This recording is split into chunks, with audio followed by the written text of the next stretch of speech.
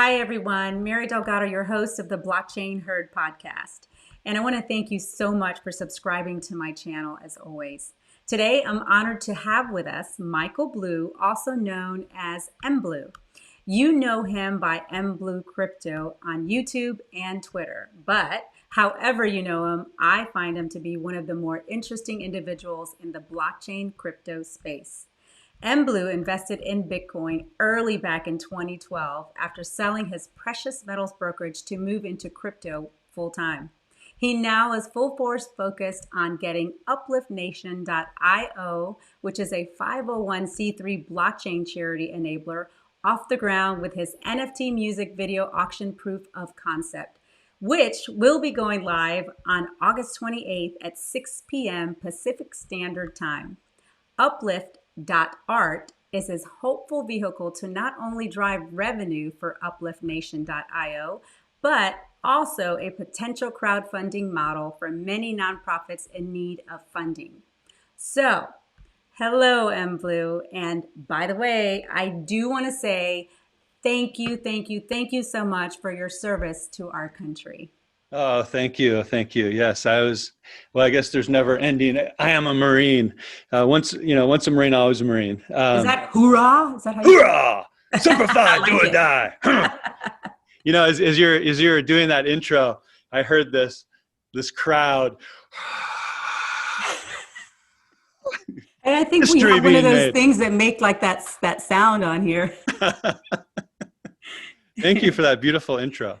Yeah. And thank you for having me on the show. I feel big things for you. You're a rising star. You probably know Anders in the wax community. Yes. He's another one I've had a privilege of being interviewed by, and he's another rising star, sharp guy. You guys should do a podcast together sometime. You guys would rock it. Absolutely. I love him. He's been a big help to me, I'm telling you, because I'm starting off with all this stuff, technical stuff and crypto stuff and learning on the way. And you even gave me some tips. And so thank you so much. But yeah, absolutely. I would love to do that with him. Oh, yeah. He's a great human, too. So, Andrews, if you're watching this, thank you. Love you, brother.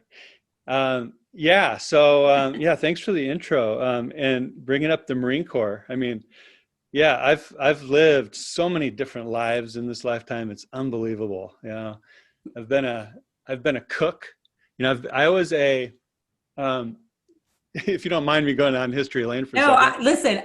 That's why we're here, because I really want to learn about you and I want to learn about your project, and I want everybody else to learn what's going on, because I mean, from what I saw, it's pretty exciting. I mean, the very, very first full length music video, it's insane on the blockchain. So please, let's start off by you telling us who you are, where you've been, and where you want to go. Sure. Yeah. Well, thank you for that. No, but it just brings back a fond memory. It wasn't so fond at the time, but after the Marine Corps, I was like, it was a great experience, but a very challenging one. So I went after boot camp. I went the opposite way. So I ended up moving to Los Angeles, and with a guitar in my hand, I was learning guitar. This is 30 years ago, or more. Probably 30 years ago. And I didn't have any, I grew up being able to do construction, right? I was good at hammering nails, carrying lumber, putting up walls, you name it, I could do it, right? Master of no trade, right?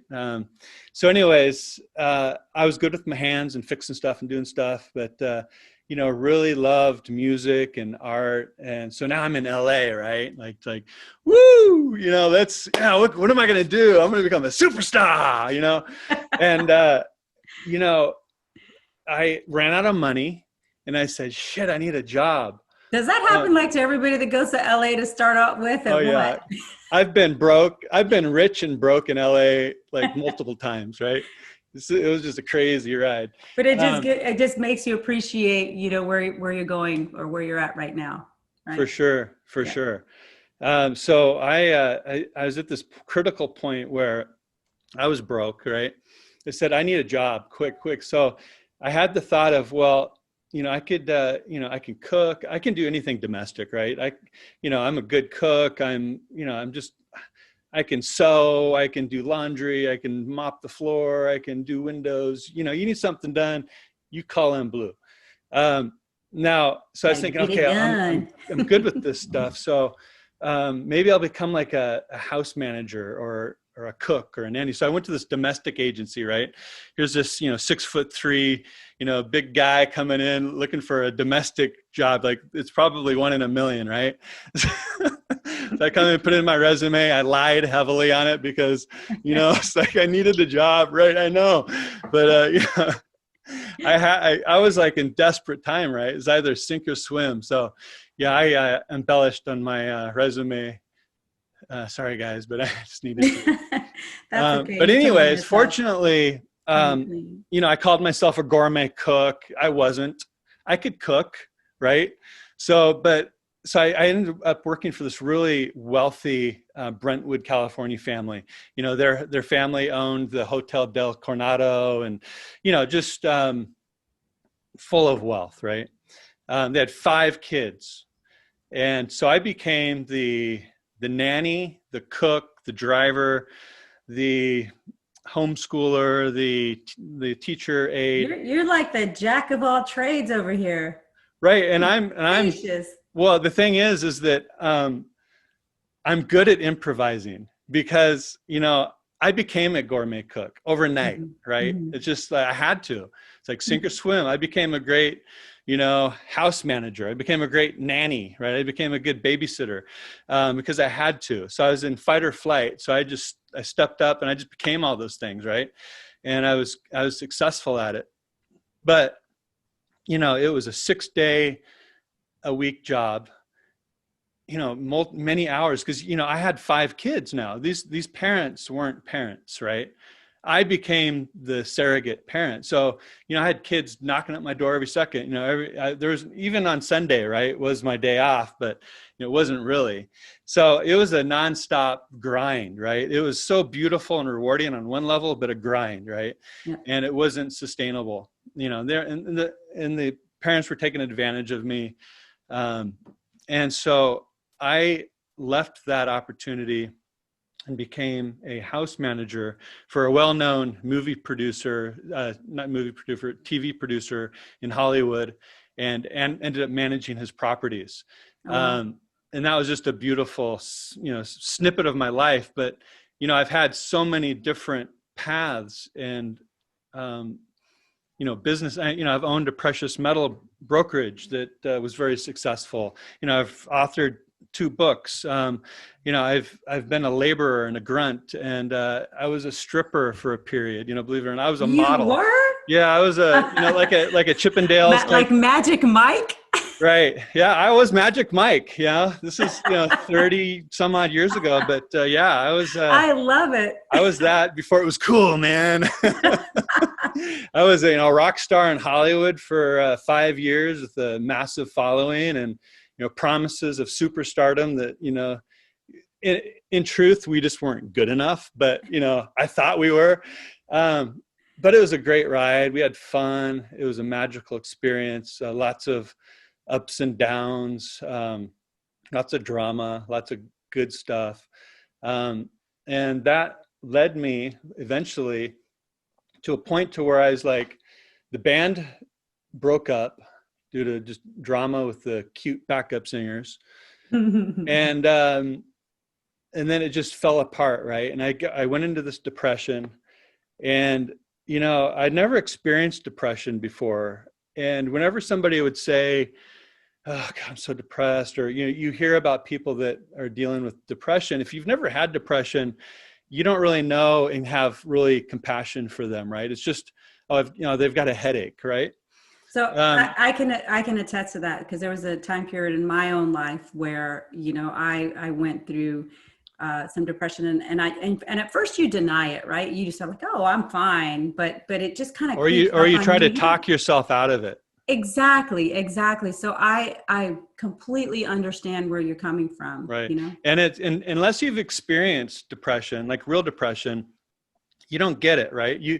you think you can do self therapy or go to a hypnotherapist and have them talk you out of it. But for me, and I'm suspecting for many, it almost felt like a physical change, like a hormonal change, to where you just got to ride the wave, right? You got to ride it. You know, I remember laying on the couch just going, you know, just fucking kill me, man. Just, you know, just do it, right? And there's no, you know, I've gone to all the self-help course. I've done the Anthony Robbins, and I've done, you know, you name it, I've done it. I've gone to seminars, and, you know, I did Lifetime, and,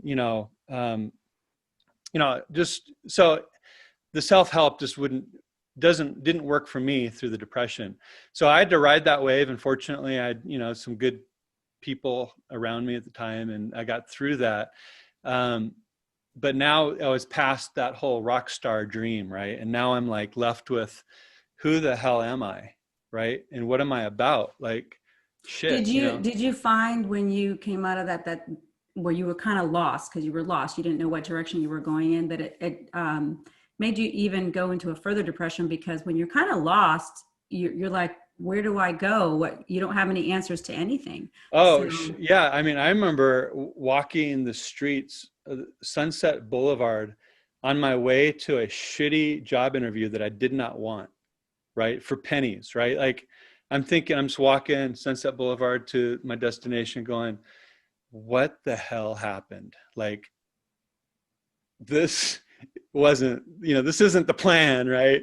Yeah. It's like, you know, plus I had this huge ego, right? Because here I was this very out there performer, right? Like when I was on stage, I owned it, you know.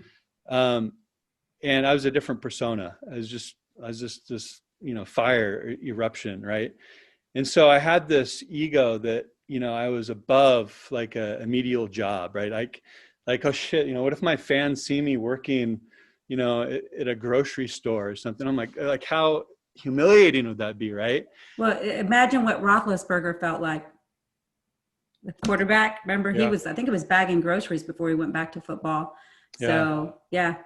So it was a very humbling experience for me to go through that huge ego breakthrough meltdown that ended me up in Salem, Oregon, living at the age of 29 at the time, living with my mother, who was sick and soon to die, which I didn't know at the time.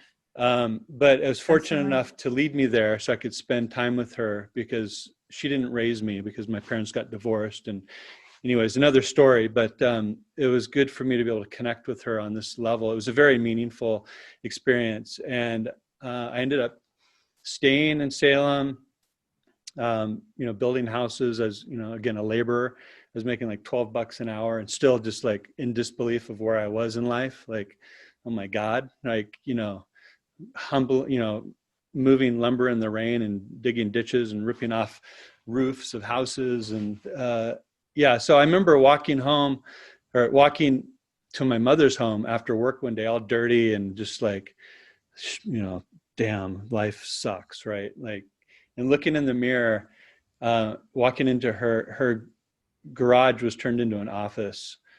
And I walked into the garage, and there's a mirror there by the coat hanger. And I just looked in the mirror, and I'm like, dude, where are you going, man? I mean, I was just like, ugh. Right. And then I sat down at my mother's computer in the garage office, right? And went to back then I had a Yahoo email account. And I just checked my email account. Yikes. I have a Yahoo email account too. Is that a bad thing? No, but it's back then there wasn't Google. Oh, okay. So it was Yahoo. And so I had like, I don't know, massive amount of unread messages, right? Because I haven't checked my email in months since I left LA. I just escaped LA. I just disappeared. And now I'm in Oregon, this hobbit, right? Carpenter dude. And I checked my emails after, I don't know, months and months, and all these unanswered emails. And then the first email, the most recent email, was sent from a .it address. And I didn't know what .it was. I knew .com and .net back then. That was it, right? So .it is like, what the hell is that? So I opened it, And it was a forward from my drummer who was still managing our old band's website, right? And he forwarded me this email from .it, and I opened it, and I checked it, and it's Italia, right? So .it is Italy. It's an Italy email address. Yeah, I didn't even know that. I didn't know that today. Yeah, well, now you know. Now I know. So it was a forward from one of my last concerts in LA with my band. This beautiful young Italian girl was in front of the stage just looking at me singing. I'm a singer. And so I sang the whole concert to her, right? It was just she and I, right? That's like really romantic. Yeah, it was just she and I. You better have married her. And I didn't know who she was. I just thought, oh my God, I gave it all, right? That was the best concert of my life. I don't know if it was to the audience, but for me, it was the best concert of my life because I found it. I found what I'd been looking for, right? She was right there. Wow. And after the concert, I asked her to go backstage. And, here I am, a really confident front man, just giving it to the audience, just boom, boom, boom. But backstage, I had this dry mouth. I could barely talk to her. I was like stumbling over my words, I was like, probably sounded like an idiot. But, in a nutshell, I just said, I probably said, I want to see you again. But in my mind, I was like, stay with me forever. Oh, wow. And she spoke back in this really broken English, Italian accent. I didn't know it was Italian at the time. I just knew it was this really cute accent, right? And which melted me even more, right? Oh, she's like this cute thing, and she's got this beautiful accent. And so anyways, that's just like this puppy dog, right? And she goes, "Oh, I'm so sorry. The only accent I can do is Indian for some reason. So I don't know. But, interesting. Yeah, I don't know why. But anyways, she goes, I would love to stay, but I've got to go home. My friends are waiting for me, and we're going back to Italy early in the morning. So I grabbed her a CD. We had CDs back then. And said, contact me, because the band's website was on the back. For those that don't know what a CD is, the youngins, it's a compact disc. It's like about that big, and that's how we used to play music. Oh yeah, so I gave her that, and I just knew she was the one. I followed her out the venue. I watched her walk down Melrose Boulevard at 2:30 in the morning or whatever it was, and I saw her walking, and from a block away, I saw her turn back.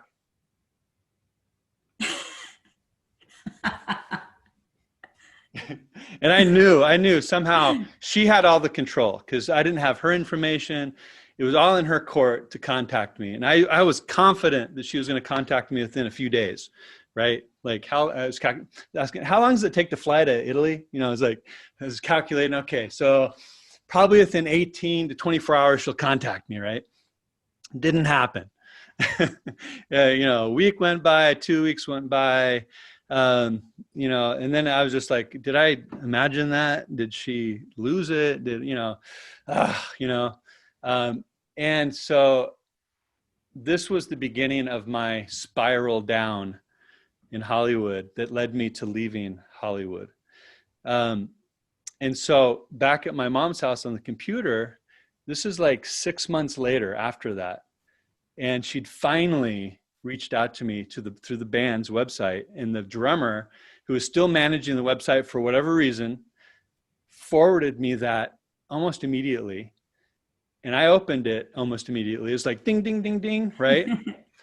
And it said two sentences, and I'm paraphrasing, but it was so cute, like poetic, like, do you remember me? That beautiful night on Melrose Boulevard. Like, yeah. I sure do. I did. And I wrote back, I said, yes, I've been waiting for you. And I sent it. And that was the beginning of a 3-month-long email romance, back and forth. Like, we saved all these emails in 2 books, right? Of all these exchanges, because it was really poetic and beautiful, especially on her part, because this is where she became a poet during this exchange back and forth. So, I'd ask direct questions. Like, I just wanted to know about her, and she'd send me back this pro, right? And so I was like, oh, no, give me something more meaty. Like I wanted details, right? But she'd send back poems and poetry that kind of alluded to where she was at in life. And yeah, so I fell in love, and at that point I couldn't even remember what she looked like, but it didn't matter because I was hers, right? No matter what. Mm-hmm. And I remember picking up her at the airport, the Portland airport, and just walking up to her and just, holding You're her, here. You're kissing her. finally here. Yeah. So this is, we've been married almost 20 years now. Wow. We have 2 boys. We have a 10-year-old boy who's just a superstar cheer celebrity. He's a cheerleader. Just, man, he's incredible. 10 years old. My other boy is 8 years old, and he is just like this engineer, genius, beautiful, funny soul. And we just adopted a 9-year-old girl from Haiti, which leads Oh, me wow. into Uplift Nation. And she's been with us for 7 weeks now. So it's been very, very awesome. How old is she? 9. 9. Okay. She's not, well, we don't know her exact age because she was found in literally the worst part of the world, in the slums of Port-au-Prince. You can't even look at pictures on Google from that place without wanting to throw up, right? It's that bad. So she was found at the age of 5, walking the streets. They're not even streets, walking the mud puddles of this, slum, with no memory of family. She didn't know her name. She still doesn't know her birth name. So the name that the state gave her was Island. It's like island with an E, but it's Island. We gave her middle name, Moon. So it's Island Moon. So she's just a beautiful, charismatic soul. On many levels, she's got a lot to learn, right? She's catching up quickly. She's learned how to swim already. She's just a rock star swimmer. But a great addition to the family. It's been beautiful and challenging all in one nugget. It's been a wild, awesome ride, and still unfolding. But I'm very grateful for experiencing this. And my trips to Haiti is what really opened up that need for blockchain in the charitable space. I mean, if there's one use case that can totally benefit from blockchain and the transparency and the auditability of it, it's the charitable space. Because you go to Haiti even today, 11 years after the tsunami, and you look around and everything's not everything, but Most things are still a bit destroyed. It's just rubble, right? It's rubble and garbage. And there was, tens of billions of dollars given for relief, right? And you look around and you go, well, where did it'd be nice to know where that money went, right? And then you hear all these rumors and speculation about corruption, and funds don't really go where they're supposed to go, and they build a community center instead of water wells, right? And then the community center is locked up and nobody can use it anyway. So it's frustrating seeing how things happen, because we have an enormous amount of wealth in this world that could be directed to such good things that are self-sustaining, right? Permaculture and self-sustaining ecosystems. And, we have the ability and the tools to do that right now. And so upliftnation.io is a 501c3 that I started with a group of crypto leaders and crypto, just awesome crew. It's a DAC, which means a decentralized autonomous community. So there's no real leader, even though I'm the founder. I'm kind of like the guiding light of it. Anybody can join and become as big of a voice as they want, and become that driving force, right? So Michael, you come from a musical background, and I already know what your heart is from speaking from, adoption and everything else in your mom. What is it that got you to the crypto space and this technology? Because if you don't know, it's complicated, but then once you learn it, really it isn't, as I'm finding out. So what got you to the crypto space? Well, it was precious metals. I owned a precious metal brokerage for a number of years, learned about gold and silver intimately. Some would call me an expert in precious metals. To be honest with you, I don't watch them too closely anymore. So it's been years that I've been actually active in that space. So I don't consider myself an expert anymore. I do have a good knowledge of the industry and the whys, and how it works. But I was getting tired of that industry because it's a fear trade, right? As much as I think it's a good idea for everybody to hold some precious metal, right, as a hedge, and is also just a safety mechanism from government, blowing up fiat currencies. It's a fear trade, right? So when you're selling precious metals, you're always fearing the worst things that can happen. The dollar's going to collapse and, blah, blah, blah, blah, get gold, get silver to protect yourself. Those commercials, right? All the time. Right. So there is a big part of me that understands that and believes that and thinks that it's smart. But I don't want to be the guy to purposely FUD or blow things out of proportion or have somebody make a sale out of fear, right? I would rather somebody make a decision, a buying decision out of opportunity and passion, right? I mean, there's things in life that we need, like health insurance and, on and on, car insurance, but I don't want to sell that, right? That's not my game. So I had one customer I'm thinking of, and a client in particular I'm thinking of, that asked me about Bitcoin, and he was thinking about putting half of his investment that he was going to put into gold and silver. He's going to put half into gold and silver and half into Bitcoin. And that was early on, right? This was early on. This is before I only heard the FUD about Bitcoin, right? I didn't do my homework at this point, right? I was just listening to what I was hearing on Zero Hedge or wherever, right? And they're all talking bad stuff about it, like Ponzi scheme. It's a mess. You don't want to touch it. So that was how I communicated it to him. Fortunately, he didn't listen to my advice. And he followed his own due diligence. So, but I was giving him bad advice. And finally, something came across my desk, and I don't know, I clicked the link. I don't remember the exact moment, but I read, it led me to the Satoshi white paper, which I read. And I said, I mean, this is a viable thing. I mean, this is a real possibility, right? Like, I still didn't know that it would really take off. But I put a decent chunk into Bitcoin early on, and just kind of forgot about it for a while, right? And then, I don't know, a year, 18 months later, something happened, and I was talking to a buddy, and we started talking about, oh, this is what happened, is I had done a video, and I was talking about the ether, and sending my intention into the ether, publicly stating, I'm one of those guys that believe that every energy is all there is. Everything's energy. Everything's vibrating at a different frequency, right? So what we have is basically frequencies and vibration.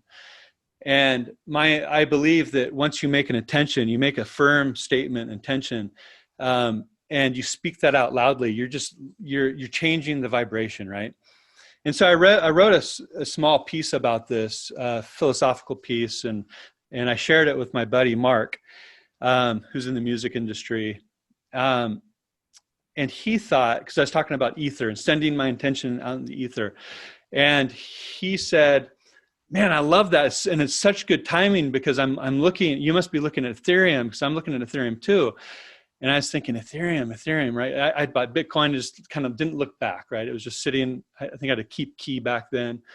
And and then he brought that on Ethereum. No, what is that? And so then he dove into Ethereum, and by the end of the call, I was like on my computer, like looking at the Ethereum Foundation, and I was like, holy crap, wow, this is the next evolution, right? So then, boom, I got inspired, right? And I dove in, and I invested in Ethereum early, fortunately to Mark, giving me the thank you, Mark.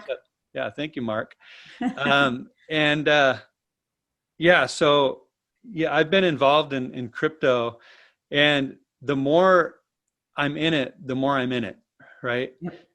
because it's such an evolving space, and it's filled with, I think, the cream of the crop of thinkers and individuals, right?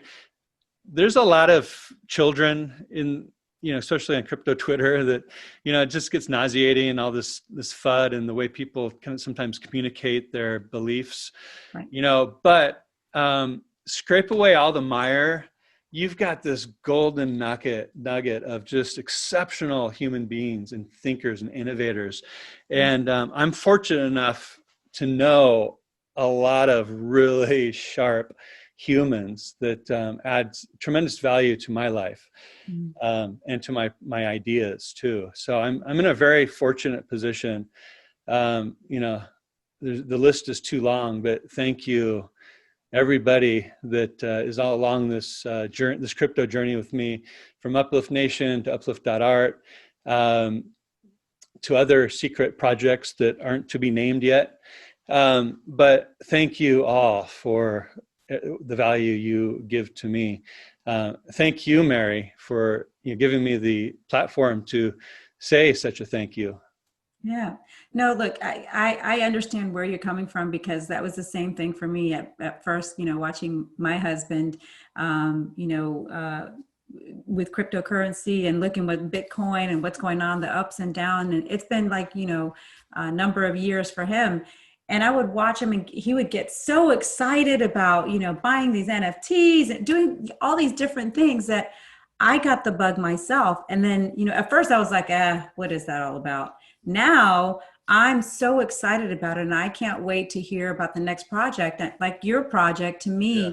I mean, it's super exciting what you're going to put out there. So I could understand why now you're like, you're ready to go. Like I'm ready. Yeah. Level. And, and the feedback has been phenomenal. I mean, I don't know if you saw the video I put out, I think last night or this morning. I did. Okay. The one with, you did for your buddy? With Ken Bozak in the beginning. And he goes, oh my God, I've been waiting for this. This is it. You see that one? Yeah. Okay. So I don't know if you're familiar with Ken Bozak, but he's a crypto influencer. Not so much in the EOSIO ecosystem, but I guess because he was on the Blockchain Herd podcast, he's obviously into wax. Yeah. So, but I know him from, the other crypto side of the equation, from, the Litecoin and the Bitcoin and, that kind of ecosystem.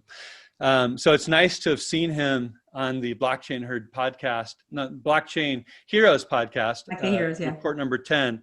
And I was just thrilled to see him to be into it, like, oh yeah, baby, like I've been waiting for this. So that for me was a big win. That's me. I want to be like, yeah, I'm in this. I'm so excited. I'm ready to go with the next thing. Well, and a big shout out to Joel and Travis at the Blockchain Heroes. I mean, those guys are doing it right. They're so fun and funny. And they've got amazing ideas, and I love what they're building. I mean, it's inspiring.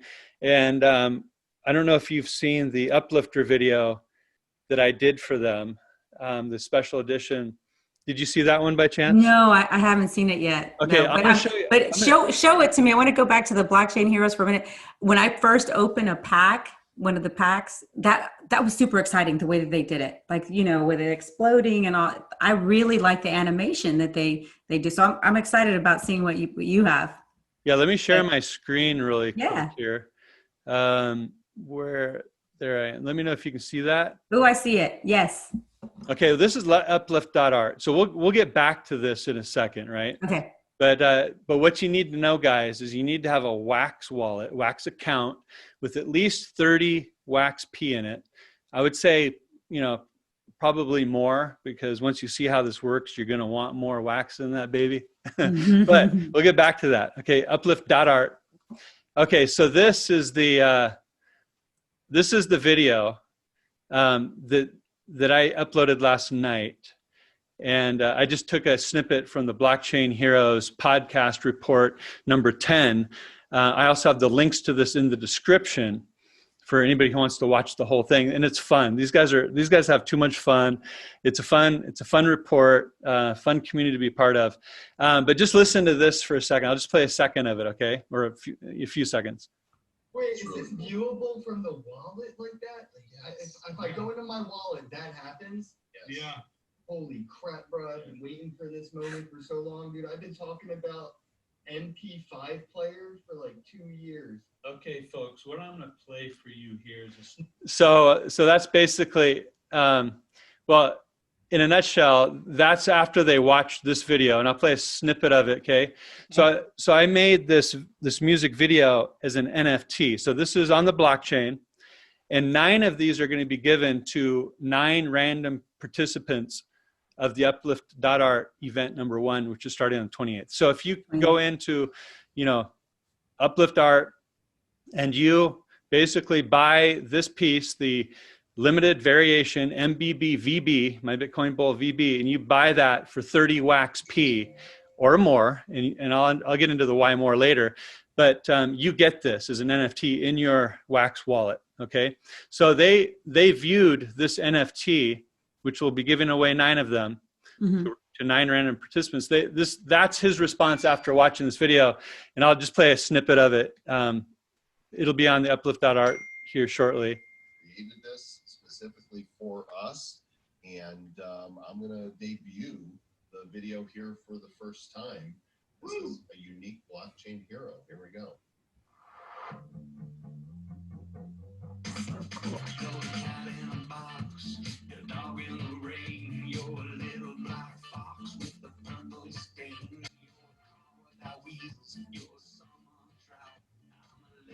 Need to crank that up.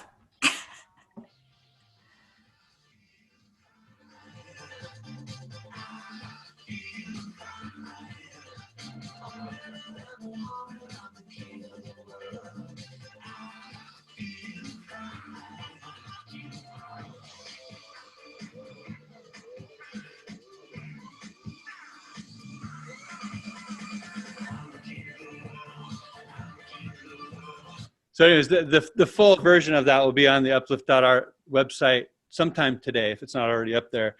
So that was Ken Bozak's reaction after watching that, and their report. They go on and on about it, which was really special for me, because when you put so much your hard work and effort and time into something, to have it all of a sudden be appreciated the way you hoped that it would be appreciated, it's a nice gift. So that's in the links in the description for that full report.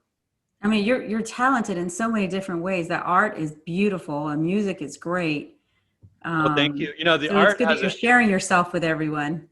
The art has an interesting story behind it, because when I was younger, I used to love to draw and paint, and I did all kinds of different art as a youngin', right?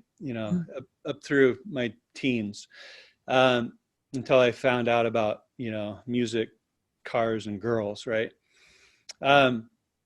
So the art, this lockdown has had interesting positive things as well as really interesting hard things, right?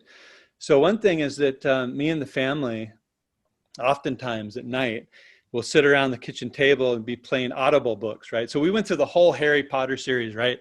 Every night we're listening, and many mornings too, just drawing, right? And everybody's drawing their own thing, and I'm drawing this Bitcoin bull stuff, which I didn't know at the time was going to become a video. I was just drawing for the passion of drawing, right? And so it evolved. I was house sitting one afternoon for some friends that were out of town, and they were having some work done.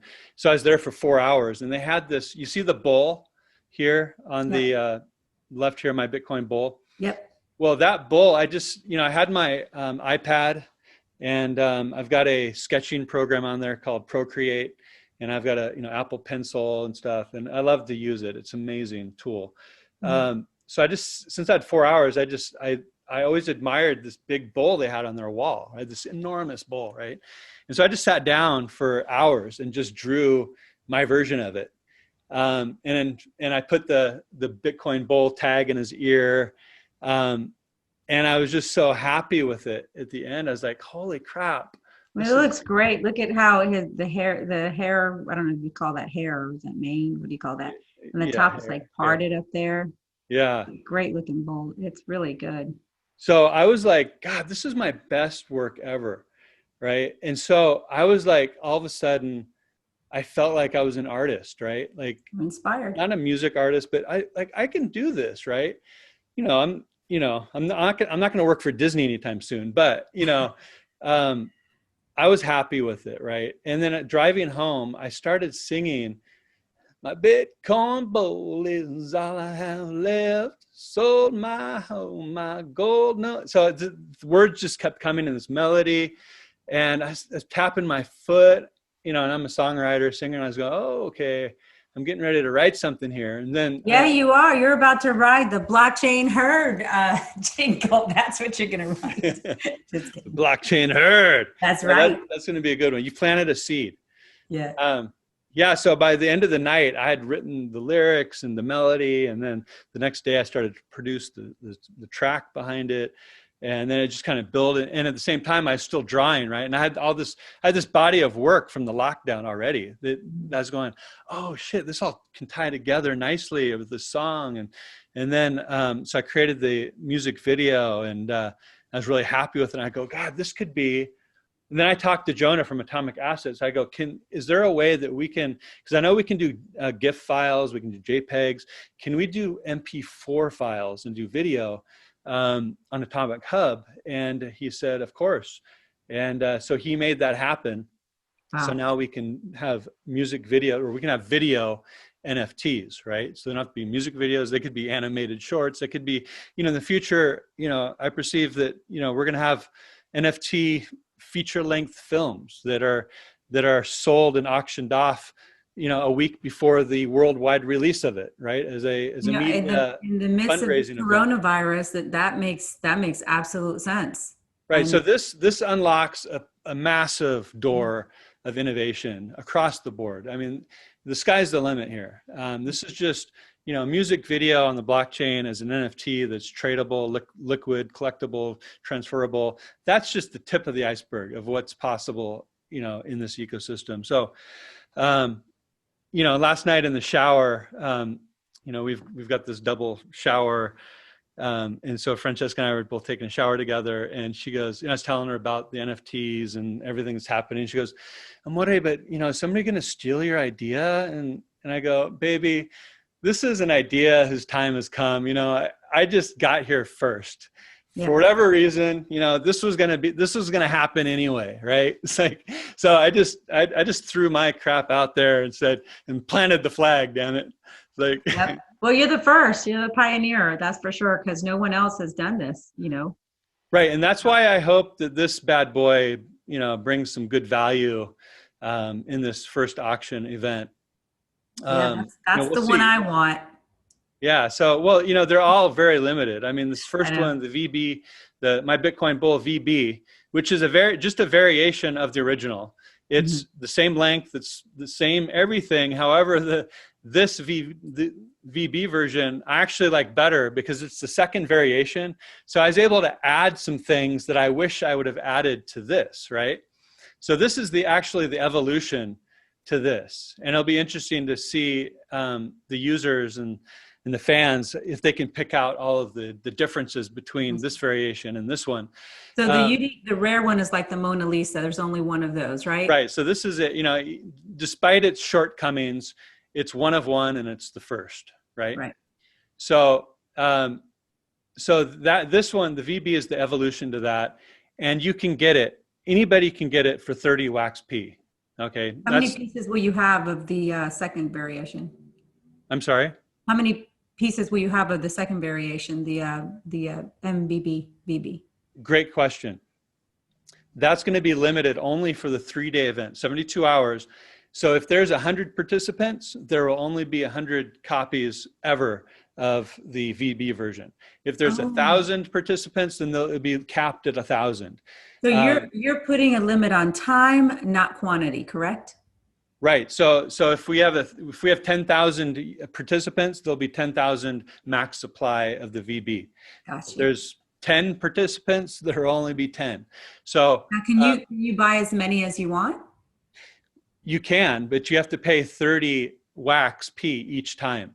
Okay. Now the question is that, well, somebody might go, well, why would I want to pay more than 30 wax? And that's a very good question, because every 24-hour cycle, there will be 6 winners, right? There'll be 3 of the highest pairs. So whoever paid the highest during the first, second, and third 24-hour periods, 6 winners. 3 will be the 3 highest pairs and 3 random participants. So whether you paid 30 waxp or 30,000 waxp, you will be getting this MBB remix. Nice. If you're the highest pair or randomly chosen from the 3 every 24-hour period. So at the end of the 72-hour period, there'll be only 18 pieces of this. So that's very limited. Only 18 of this remix will ever live. And this is the evolution to the VB version. And this has got its own feel and ride to it. It's a completely different song. I mean, it's the same song, but reimagined. You know, let me just play a click of it. Okay. I like that.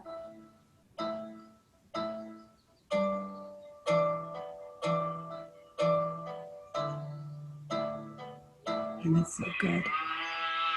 My Bitcoin gold is all I have lived. Sold my house, my gold no less. The wolves are circling my island hands, but this man's much stronger than the average man.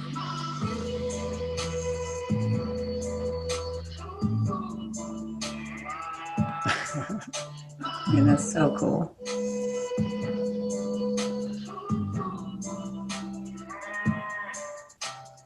I mean, I just love that. That's so cool. And that's you doing all that music and the production and everything, right? Yeah, I did everything. I did everything here. Now, I've got a great crew, a development to management. I've got great people working with me to put this all together. Thank you, everybody that's helping me on this. I'm going to acknowledge all of you at the end of the event. But yeah, I've got a great team that's helping me put this all together on the web, and the smart contracts functional, so this all works as planned, as intended. So that's the evolution of that. And there's only 18 pieces of it. Now we have an MBB Gold, which is limited to only 6 pieces. And at the end of the 3-day event, 3 of the highest pairs from the entire event will win the gold, as well as 3 random participants will win the gold as well. And then, of course, the highest pair of the entire event automatically wins the Bitcoin Bull V. And all of this is on chain, smart contracts. It's, you know, it's verifiable, it's, you know, auditable. So it's all above board, and it's all going to upliftnation.io, 501(c) or C3. I always get those last 2 mixed up. 501(c), I think it's how you say it. I do too, so don't worry about that. So anyways, let's go to charity. Yeah, so basically, you know, it's all on Uplift.Art if you want to come and check out some videos. Oh, what a great event 2 will be including art card drops, very similar to Tops and what Blockchain Heroes does, but with a twist, because it'll still be working just like this. So instead of in event 2, instead of just buying, you know, this video version, you're going to be buying a pack, right? And the highest pairs for those packs will win the second variation remix of Bitcoin Bull. I'm working with a very talented musician right now. His name's Corey from chirp.la. He's community manager, and he's an incredible singer, guitar player, artist. He did an incredible rendition of my Bitcoin Bull, which is just, I think, is going to blow people away. And we're doing the art card drop with that. We're going to do some other additional unique pieces around that song. So that's just taking it up a whole nother level of this first event. So I'm interested to see how this evolves over time, because, you know, I've got my sights set on Ed Sheeran. You know, I've got love me some Ed Sheeran. Yeah. You know, I'm pretty connected in the music world.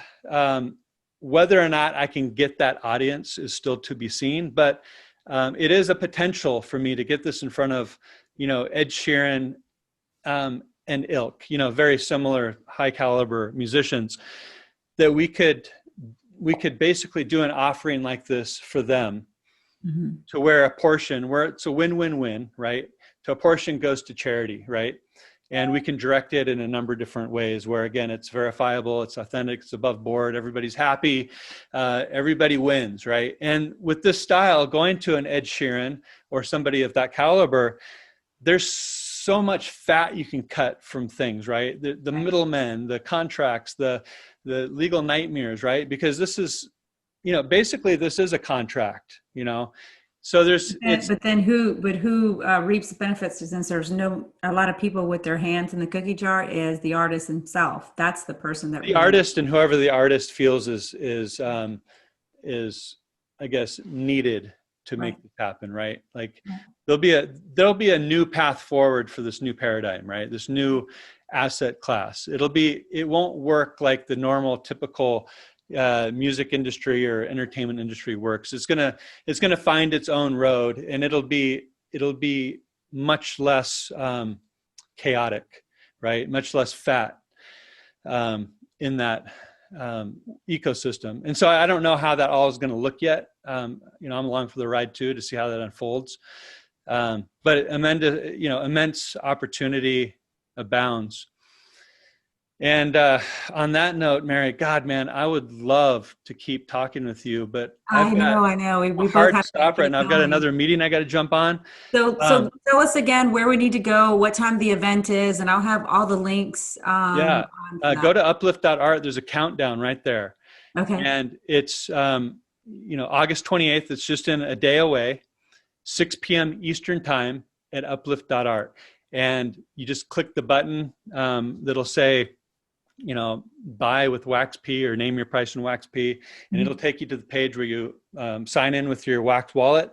It can be Anchor, Scatter, Wax Cloud wallet, and do your 30 waxp and get your VB. Or if you want one of the remixes or the gold or the one of one, then decide how much you want to put forth, knowing that it's also a charitable event. So thank you for being generous. All right. Thank you so much. Really appreciate for being on. And, I'll have you on again. I definitely going to buy some of the NFTs that you have out there, be part of your event. Yes. Super excited because I'm a music person myself. So, as always, thank you so much for subscribing to my channel and watching this video. Really appreciate it. Please keep the feedback coming in the comments. Really appreciate it. It helps me out. And tell your friends to subscribe to my channel too. Hit the like button. So as always, remember, you heard it here on the Blockchain Herd. See you next time.